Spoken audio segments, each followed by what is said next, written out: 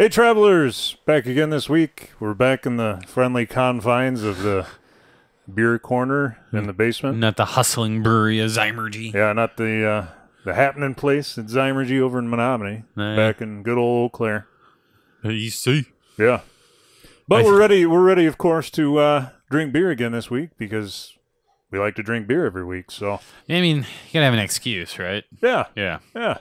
So I was in Sioux Falls a few weeks ago. That's in the South Dakotas. Yeah. Way to know your geography. And One of the biggest cities, right? The biggest city Yeah, in South Dakota, yeah. Not my favorite city, but the biggest city. I don't think Sioux Falls is anyone's favorite city. Some people. Like 7. Yeah. 7 or 8. Yeah. Anyway, I stopped at Remedy Brewing Ooh. because I didn't get to stop there when the last time that I was in Sioux Falls. So they had a beer. They had a lot of great beers. They had an Imperial Stout. I thought about getting that. But then I saw an Imperial Cream Ale. And I thought, you know what? I've never had an Imperial Cream Ale. And you spilled on the table. Oh, it's a growler. Jeez. Is there napkins up here? Yeah. So. Do you still do napkins? Oh, they're nice napkins. No, you can take that one. It's fine. I'll buy some more Landon napkins. Mm. So this one's called Son of a Bee. Yeah. Uh-huh. It's got a nice, Cream ales are one of those beers that were already kind of hazy before the hazy even became a thing that we were looking for. Cream ales are really just light, easy drinking beer, usually with a bit of corn in them. Yep. Make them corn adds for that almost creamier mouth feel. I think that's where the term cream ale derives from. A lot of times they're called farmhouse ales because oftentimes those whatever grains were left over, and oftentimes that's corn. For all of you beer nerds out there, and those of you that know Midwest beer very well, you'll probably know the most popular cream ale around here, Spotted Cow. Oh, I've heard of that beer. Yeah. I think a few people have heard of that one. Well, Wisconsin, if anything, is one of the leading states in cream ales. Not only do we have Spotted Cow, but we also have Outboard from MKE, which is a pretty we've had on this show before. Oh, yeah. Yep. So I'd say Wisconsin's rocking the cream ales pretty hard right now. I think so. Yeah. Well, we got a lot of corn. How many little craft breweries in this state just have a cream ale on draft? And a lot of that, like you said, was done because of Spotted Cow. So thanks to Spotted Cow for kind of making us a unique haven. When the craft brewery craze really started around here, anyway, probably 5, 6, 7 years ago. Yeah. When people opened, you pretty much could figure that they were going to have a cream ale. No, yeah. They would have a pale ale, a cream ale, a porter or a stout. Oftentimes you'd have a cream ale before you'd even see a blonde ale. Yeah. Go to other regions when they're going through that craft beer boom. There's just blonde ales everywhere. And for us, it was like, no. Throw some corn in that. No. Put some corn in that and make it a little hazy. We're going to have a cream ale. But this is from South Dakota, which I'd say is probably influenced by Wisconsin to a certain degree, especially Sioux Falls being on that side of more our side of the state of South Dakota. Yep. Being influenced by more of the Minnesota, Wisconsin, more as opposed to like the other side was probably more West Coast mountain influence. Yeah. South Dakota guys. Western part of South Dakota, you don't really see a lot of cream ales. Mm-mm. Yeah. And as far as this one's concerned, it's quite good for 7.3% alcohol. Yeah. It does not taste like that. This does not. What we call a dangerous beer, folks. If you drink that whole crowler, you'd be feeling it. And I think the real beauty of that particular beer is you don't have any of that. Sometimes when you have a lighter body beer that's a higher ABV, you get a lot of boozy undertones. Right. Yep. And there's almost zero boozy. There's just booziness. a touch, very smidgen at the very tail end, but that's if you're fussing. It's a good drinking beer. Just don't drink it in the heat. Don't drink it in the heat. But so it's such like an outdoor working for everything on the farm. You don't want to drink that in the heat. Don't want to drink that in the heat. You feel all kind of loopy after a while. I had a friend whose dad would drink like a 12-pack of Miller High Life while haying. We're all sitting there just trying to stay alive, and he's just pounding Miller High Life. So you're like, what's going on here? How are you not dead? And that's the farm life for you. But I would recommend going, if you're ever in Sioux Falls, go try out Remedy. They're downtown, and that's pretty much where all of the breweries are now. There's one called Obscure or Ambibulous. I forget which one's opening in Altoona. Do you remember? Altoona, Wisconsin. Yeah. There's another brewery opening? You didn't know? No. Well, breaking news. Oh, There's God. one opening. Oh, jeez. Yeah. Well, so we'll see how that works out. I just remember that it starts with an O anyway. Anyway, the point is most of Sioux Falls breweries are downtown, so you can go check them out while you're down there. And there's a lot of neat things to find in downtown Sioux Falls. It's easy walking. So yeah. anyway, I'll visit South Dakota. You can write that check out to Landon at Taproom Travelers. Anyway. Maybe visit Sioux Falls. Are you trying to start a South Dakota travel agency? I don't know. Maybe visit Sioux Falls. Throw a little money our way. I don't know. Okay, you're gonna have to explain this beer, Landon, because despite my So expertise, the only reason I know what Frangipane is because I got to watch a lot of the British Bake Off. Whatever that show is, the one where they bake off in the tent. Yeah, I see Beth over there. Boy, we watched. So you guys watch endless seasons of the British Bake Off. So you watch British folks bake in a tent? Yeah. Okay. Yeah. Yeah. Fair Well, enough. at least they're British, so it's entertaining. Anyway, They talk different. they sure do, and that's why I'm entertained. If they were Americans, it'd be a terrible show. Anyway, so this is of course from Dangerous Man, my endless supply of Dangerous Man beer. I don't know. I think you're brewing Dangerous Man down It here. might be. It's lemon almond frangipane ale, and it's got lactose in it because most of their beers anymore have lactose. I understand half of those words. Lemon, I'm comfortable with that word. Almond, love almonds. Yep. Franzipani? Okay, I'll look it up for you. That way I can explain it a little better. It's This is not what I was expecting. Color or anything. well, it's lemon, so yeah, but it is. It looks light-bodied, tons of bubbles. That is so I can show you. not much on the nose. It's a frangipane is a sweet filling made from or flavored with almonds. So it's it's used in baking. Well, like anything Dangerous Man does, it's delicious. Yeah, it almost tastes. Rob, you win again. It almost tastes like a tart, like I wanted like to a baking. I wanted to be a little bit of a dick about this, but No, you can't. I can't. Damn it. Rob, Sarah, I'm sorry, guys. I doubted you for a moment. They're not sorry. You doubted? No, that's pretty good. Yeah. So who thought you could have some kind of baking?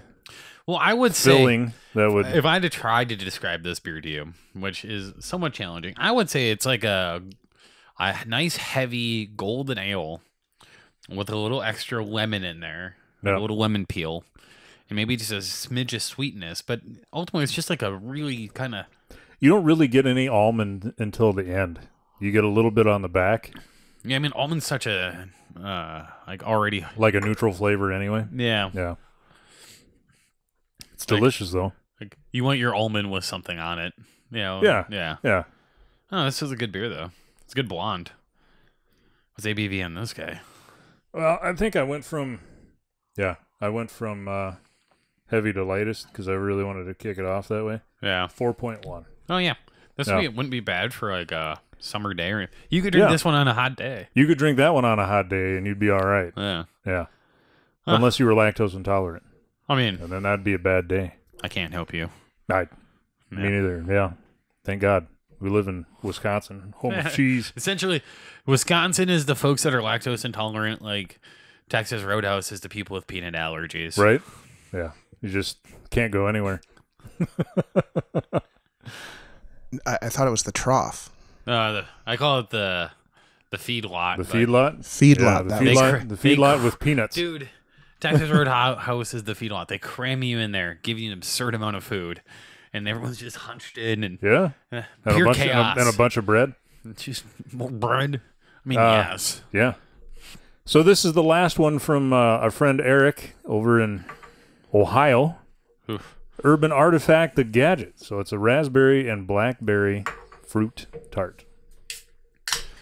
Wow, a lot of fruit beers. Yeah. Fruit beers are in this year, though. We could have an entire conversation about that. I've seen more fruit beers in breweries than I think I've ever the seen. beer I've been waiting for. This because when I lived in Pittsburgh, there was a beer called that was like the strawberry something or another, and it was a strawberry hefeweizen. It just dominated. Finally, a brewery brewed it in Wisconsin. Yeah. Hinterland. We'll see how it is. I haven't tried it yet, but finally.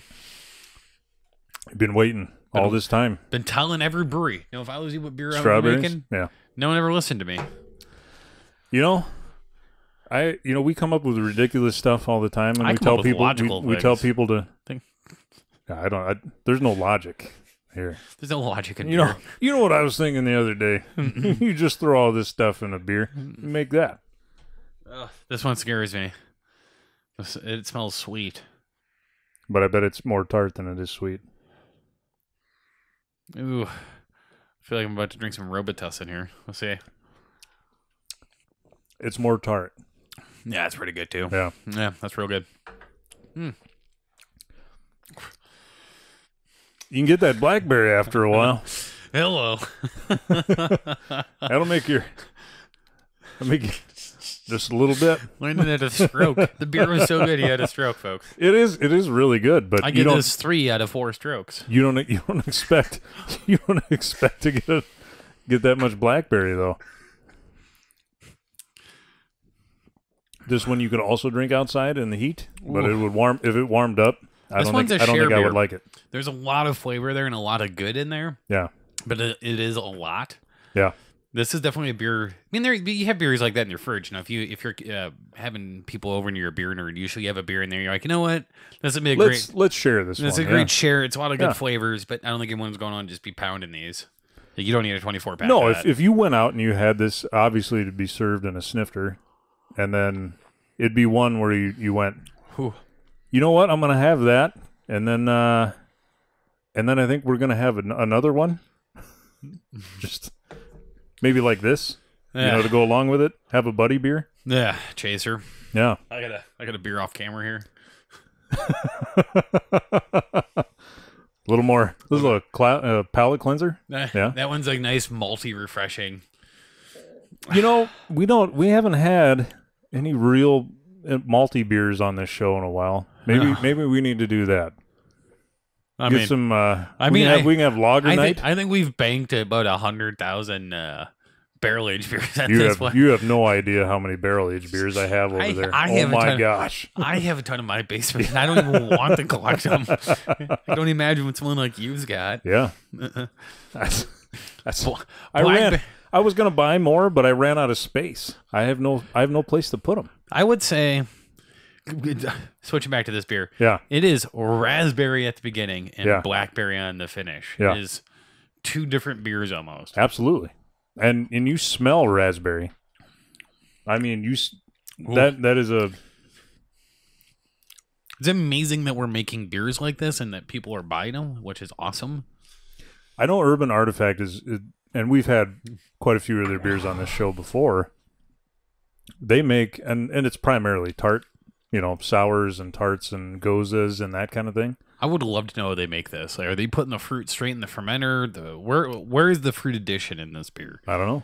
Because that is powerful but good. If you know, comment below. Yeah. No, below. You got to comment below. I'm assuming people are watching this upside down.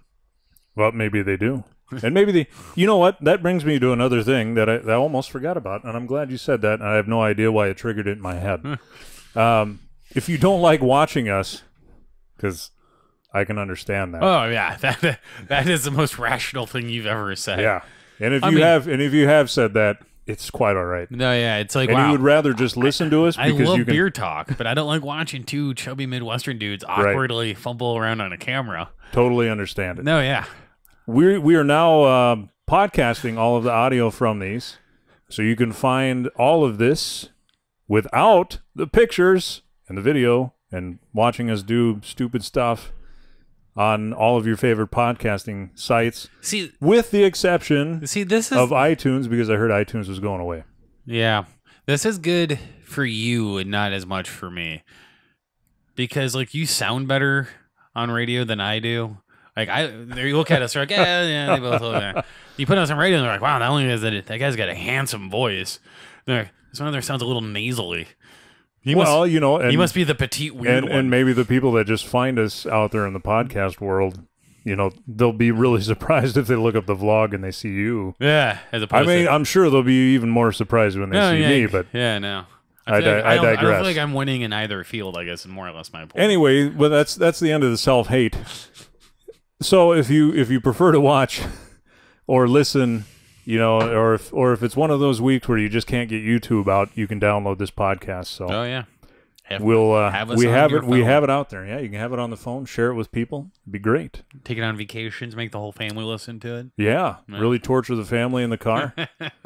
Be a good time, huh? How we doing for time there, Alex? Oh my goodness! So I have one more thing that I wanted to cover with you. So Andy and I were out at a beer conference in Montana a couple weeks ago.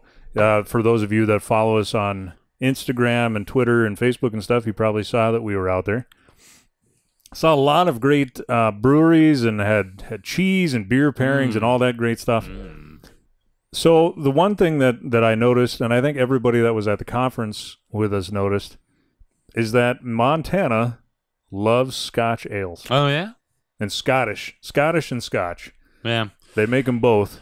and I think almost every brewery in Montana makes one, if not two. I mean, that's kind of ties into that conversation we're having where a particular style of beer can just be really prevalent in an area. Yeah. You know, cream ales for us, where apparently Montana likes the Scottish. I guess. Yeah. But you know what? I didn't have any beers out there where I thought, you know, this was... You didn't have to abandon one at a... we were talking before we went on tonight. And we won't name names or anything like that. You know you are, brewery. I've been to 200 of you. You know who you are. Yeah. I've had to abandon beers at you before. I think, you know, it's probably not many that you've had to abandon, and I haven't had to abandon that many either, but you and I have abandoned the same beer before. At the same brewery. At the same brewery. Not at the same time. Unaware. Unaware that we... It was like a week later after we had done it, and I was like, I left a beer at the bar, and I never, ever leave a beer. And you're like, beer. Yeah, I left half of that too. Yeah, I got through about a quarter, and it's like, well, we're done. Yeah. So Montana, not that way. Yeah. Actually, Montana's a very good beer state. I was very impressed by even some of the really new breweries that are there. Yeah. And the other thing that I really was impressed with is all of the barley growers. There's a lot of people that grow barley. Obviously, Montana's a big barley state. Oh yeah, for sure. And it's kind of had to become the barley state. Yeah. Because corn brings parasites that barley just hates. Yeah. So wherever you have a large corn production, that usually kills your barley production. So those further western states that can't quite get corn done are great for growing barley. Well, and we met a few craft barley malters. Oh yeah, you know, yeah. So the backbone of the beer industry. Yeah. So it's probably one of those states, and it's granted it's a huge state anyway, but it probably goes under the radar for, you know, a lot of people probably think it's flyover country as far as beer, but you know, if you get a chance to go out there, get some fresh air, get some good beer. Oh yeah, beautiful scenery. That and is great my beer. favorite combination of things: fresh air and clean beer. Absolutely. And on that note, if you haven't already, get your hot passport. Don't drink without it. You can use the promo code Taproom Travelers for $5 off when you buy your hot passport. I give it 5 out of 5 travelers. Yeah, we've used it a lot. It's great. And then check us out on Instagram and Facebook and Twitter if you so dare. And then, of course, subscribe to us on YouTube here and share with other people and all that good stuff. So I have no idea what you're doing. Oh, the bell. Oh, yeah. Click the bell because that makes Alex happy. Wow. So he had that punched up on his phone. That's good stuff. Wow. Anyway, on that sad note. That's the lowest note we've ever ended this. We'll see you next week. I'm not even comfortable with this. Prost. Hey everybody, thanks for watching. If you like what you saw, you can click down below where there's some more episodes for you to watch. And don't forget to like, comment, and subscribe on episodes that you do watch. We hope to see you next time.